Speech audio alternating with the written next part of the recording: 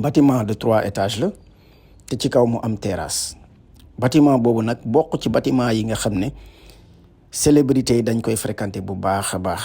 waaye nag mu nekk bâtiment bi nga xam ne nag police tam xam na ko ndax jot na fa jàpp ñu bëri ci ñi nga xam ne nag dañ fa doon def naka su dul noonu ci bâtiment boobu la Pakola Baldé daanu tey balaa ñuy sori di leen préciser ni cité Mixa am na ci ay kër yi nga xam ne seen borom ñoo fa dëkk waaye tam bëri na ci ay appartement yi nga xam ne dañ koy louer ñooñu nag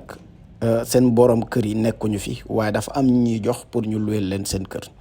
ci bâtiment boobu nag maanaam immeuble bi bokk na ci immeuble yi nga xam ne waa police su Parcelles xam nañ ko bu baax a baax ndax jot nañ fa teg loxo ñenn ñi nga xam ne nag ñi ngi daal di def naka su dul noonu tey ji nag diggante 9h ak 10h ndax kii gis Pakola jotul xool